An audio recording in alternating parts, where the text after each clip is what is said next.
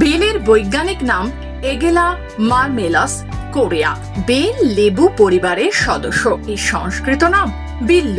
বেলের শরবত হজম শক্তি বাড়ায় এবং তা বলবর্ধক। বেলের পাতার রস মধুর সাথে মিশিয়ে পান করলে নাকি চোখের ছানি ও জ্বালা উপশম হয়। তবে আজ আমরা কথা বলবো বেলের উপকারিতা নিয়ে। বেল ফলের মধ্যে রয়েছে পটাশিয়াম, যা শরীরের তরল স্তরের ভারসাম্য বজায় রাখতে প্রয়োজনীয়। গর্ভাবস্থায় বেল এবং এর রস শরীরের তরল এবং ইলেকট্রোলাইটের মাত্রা নিয়ন্ত্রণে রাখতে খুব সহায়ক। এতে উপস্থিত পটাশিয়াম স্নায়ু প্রবৃত্তিকে সংকেত পাঠাতেও সাহায্য করে এবং পটাশিয়াম পেশি সংকোচন এবং শরীরের ক্র্যাম্প প্রতিরোধ করে। কাঁচা বেল আপনারা গরম জলে সেদ্ধ করে শরবত বানিয়ে খেতে পারেন। এটি একটি সঠিক নিয়ম।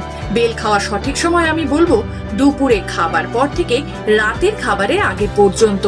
এটি একটি উপযুক্ত সময়। অথবা দুপুরে কাজ করার পরবর্তী সময় বেলের শরবত খেয়ে নিলে নিজের মাঝে এনার্জির সঞ্চয় হবে, যার ফলে ওই সময়টি আপনারা খেতে পারেন। বেলের মধ্যে অধিকাংশ বেলই মিষ্টি, আর বেল যদি মিষ্টি না হয় তাহলে এতে স্বাদ পাওয়া যায় না, কেউ খেতেই চাইবে না। তবে এসব মিষ্টি বেল অতিরিক্ত খাওয়ার ফলে ডায়াবেটিস রোগীর জন্য বেশ ক্ষতিকর হতে পারে। ফলে তাদের শরীরে সুগারের মাত্রা বেড়ে যায়। পুরো একটি বেলে প্রায় 140 ক্যালোরি থাকে, তাই ওজন নিয়ে চিন্তিতদের জন্য একটি আদর্শ ফল। শরীর চর্চার পর বেলের শরবত এনার্জি ড্রিঙ্কের মতো কাজ করে।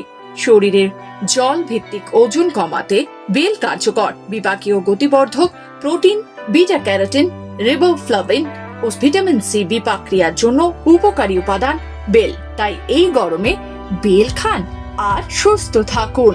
আপনি সুস্থ থাকুন, এই আমাদের একমাত্র লক্ষ্য। আরো বিশদে জানতে হলে অবশ্যই বিশেষজ্ঞের পরামর্শ নিন।